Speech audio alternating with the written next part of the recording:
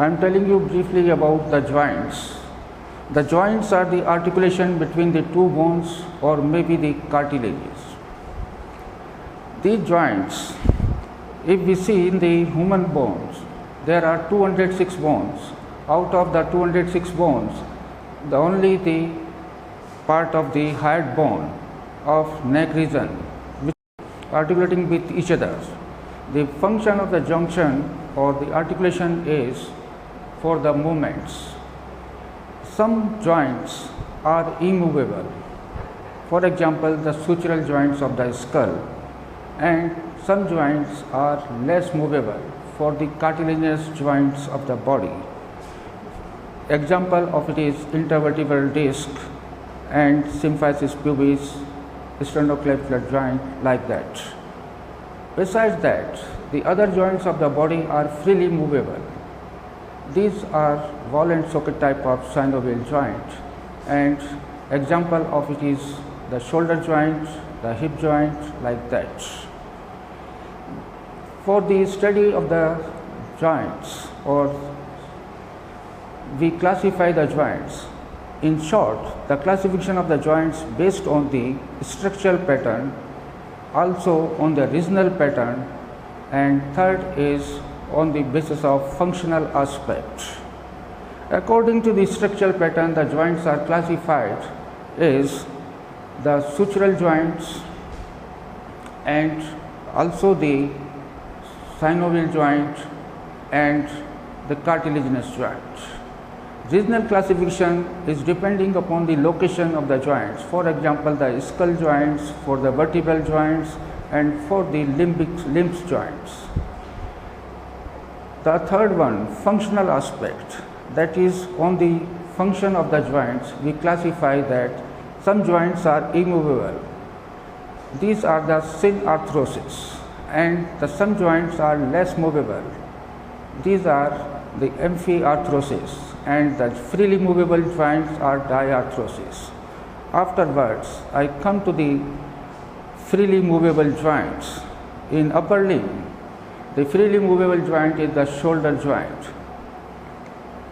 The shoulder joint, it is the joint between the two bones. If we look the type of the joint, the shoulder joint is ball and socket type of synovial joint.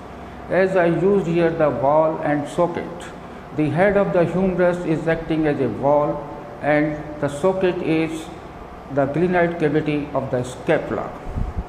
This ball and socket type of the joint, which is synovial variety, and the movements on this joint is multi-axial. That means the movements are taking place along its transverse axis, anterior posterior axis, and also along the vertical axis. The bones, after the bones which are keeping in this joint, the head of the humerus is covered by the hyaline cartilage, and this hyaline cartilage is thickest in the center and on the periphery it is thinnest. Just opposite to this, the glenoid cavity which is forming the socket, the glenoid cavity is also lined by the cartilage, and this hyaline cartilage is just opposite to the head of humerus. That means it is thinnest in the center and thickest at the periphery.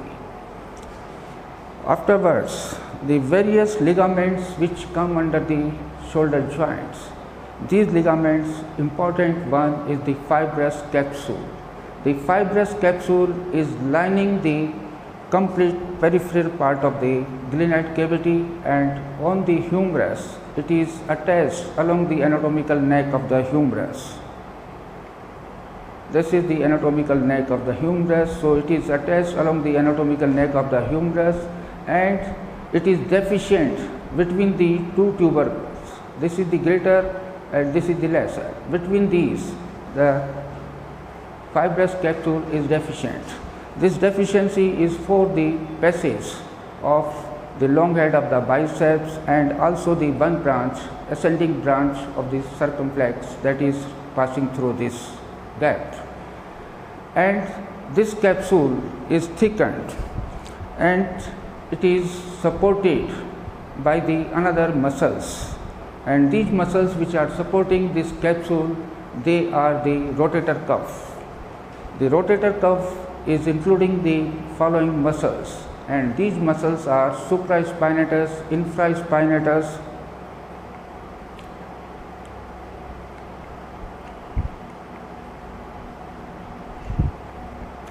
like this, supraspinatus, infraspinatus, and also the teres major and teres minor, and these things. All these are supporting this joint. Besides this, the other ligaments of the joints are, this is the coracohumeral joint ligament, the tendon of biceps longus, and the glenohumeral,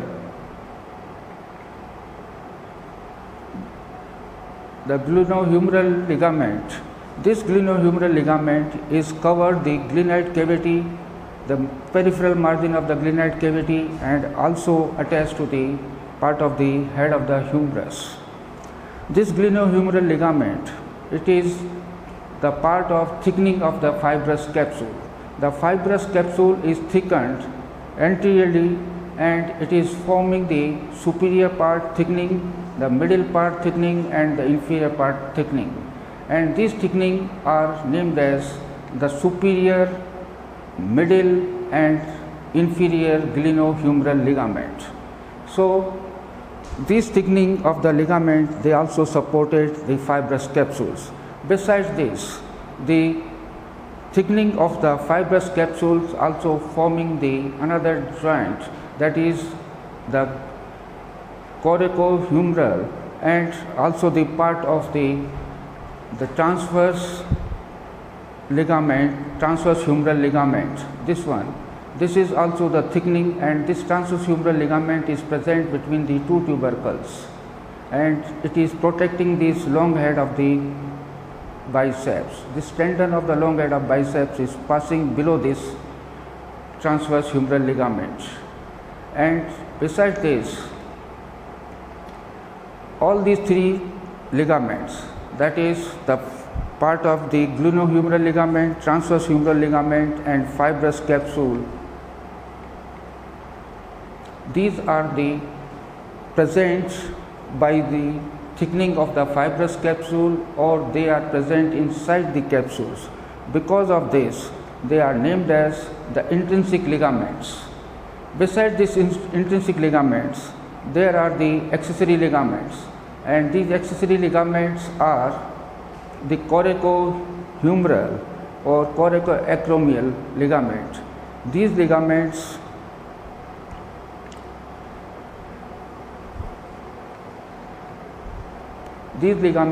are named as accessory ligaments. Besides this, the functions at this joint are acting along the three axes. One is along the transverse axis.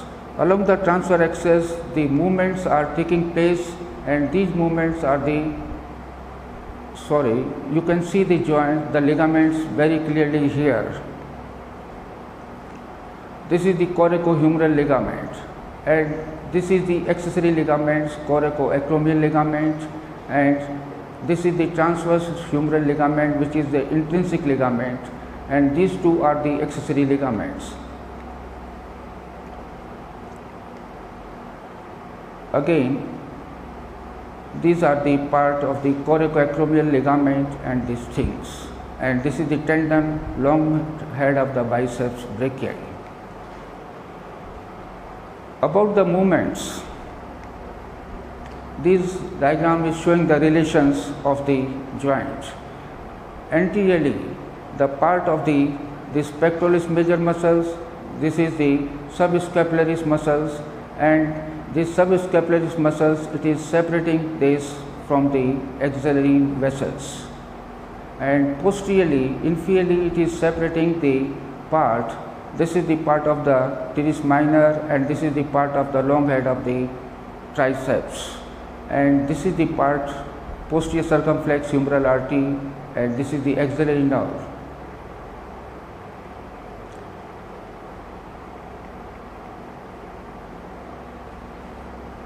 There are two bursa in this joint. This is the subacromial bursa, which is present below the acromion process, and this is the supraspinatus muscle, which is very important muscle as we talk about the functions of the muscles. This is showing the part, how they grasp and pull the action. Now I am talking about the action. The first one is along the transfer axis. Along the transfer axis, the two movements are possible, and these are the flexion and extension. The flexion at shoulder joint, see carefully, this is the flexion at shoulder joint, and just opposite to this is the extension of the shoulder joint. This is the medial rotation of the shoulder joint, and this is the lateral rotation of the shoulder joint. In flexion, which is both the flexion and extension, they are taking place at the transfer axis, and the flexion is done by pectoralis major muscle, clavicular part of the pectoralis major muscle, anterior fibers of the deltoid, assisted by the biceps brachii and also the other muscles. Similarly, the extension, which is taking place along the same axis, is mainly by the sternal part of the pectoralis major muscle, posterior fibers of the deltoid, also assisted by latissimus dorsi and teres major. So these are the two movements, flexion and extension, which are taking place along the transverse axis. Then we take the another movement, the abduction of the shoulder joint, very important. The abduction at the shoulder joint up to 90 degree, it is taking place. You can see another, the flexion and extension as shown, and look this one. This is the abduction up to the 90 degree. The abduction up to 90 degree is taking place at the glenohumeral joint. That is, up to the glenohumeral joint, 90 degree abduction is possible.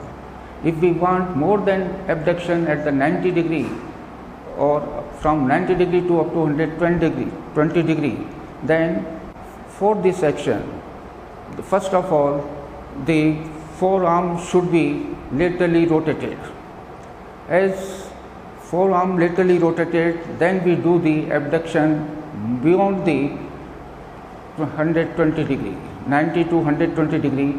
So for doing this movement, first of all, the forearm should be laterally rotated, and afterwards we can do the abduction beyond 90 degree.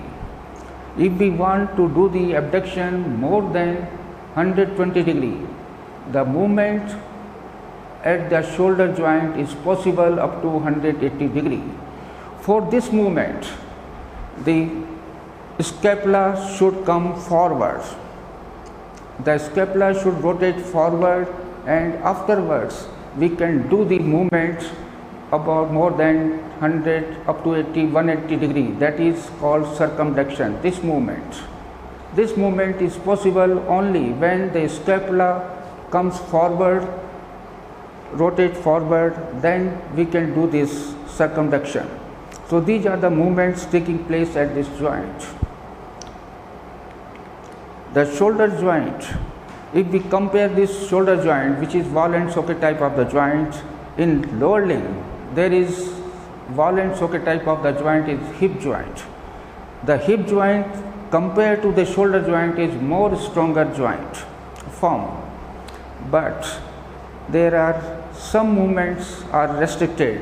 For example, in hip joint, the circumduction is not equal compared to the shoulder joint. Shoulder joint, by the shoulder joint we can do the circumduction very easily, but in hip joint it is restricted. No doubt we can do the abduction but not circumduction, but it is not so powerful as shown in the shoulder joint. Another thing, if we see the applied of the shoulder joint, the capsule of the shoulder joint is weak inferiorly. Because of that, the dislocation of the shoulder joint is commonly taking place on the lower aspect, and this dislocation is taken place when the arm is abducted and some force is acting over the arm. This will result into dislocation of the shoulder joint, and this dislocation of the shoulder joint is more commonly inferiorly. When this joint is dislocated inferiorly, it may compress axillary nerve or radial nerve, but depending upon the condition. Another thing is the dislocation of the shoulder joint is recurrency of the shoulder joint dislocation is very common. The reason for recurrency is one of the important reason is the patient is immobilize the joint for least time. They don't follow the exact advice of the doctor, and if they immobilize the joint for less time, that will result into dislocation of the joint. That is the very commonly seen in the shoulder joint.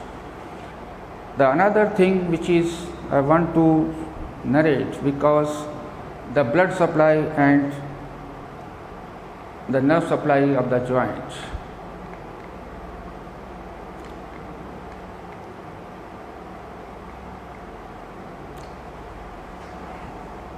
The shoulder joint that is supplied by the suprascapular artery and this part, and another the nerve supply is mainly from the axillary nerve and suprascapular nerve, and like that. The another joints of the upper limb, look this is the clavicle, and downward this is the coracoid process.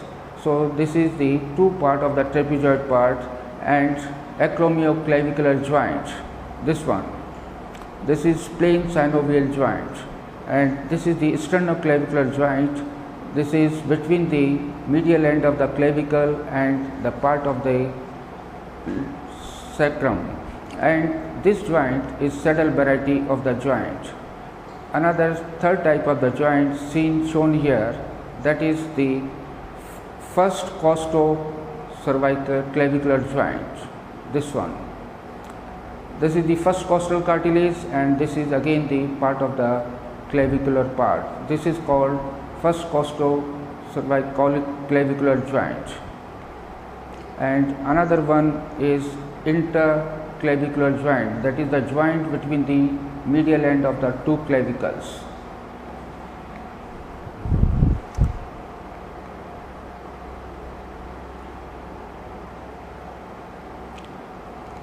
This is the acromion process, and this is the proximal.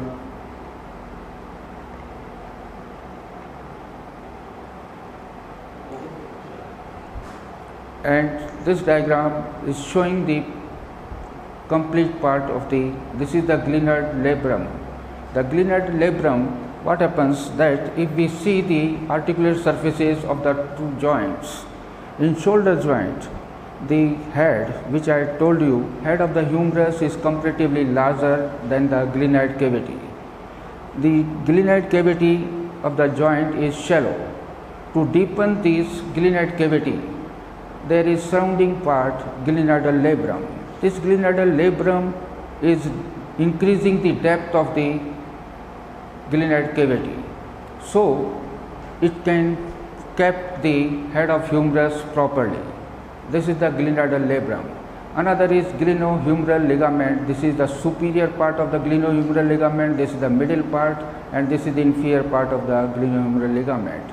And this is the capsule of the joint. So these glenoidal labrum, glenohumeral ligament, and another is the part transverse humeral ligament. All these are the intrinsic ligaments. Besides this intrinsic ligament, these two coracoacromial and coracohumeral ligament, these are accessory ligaments.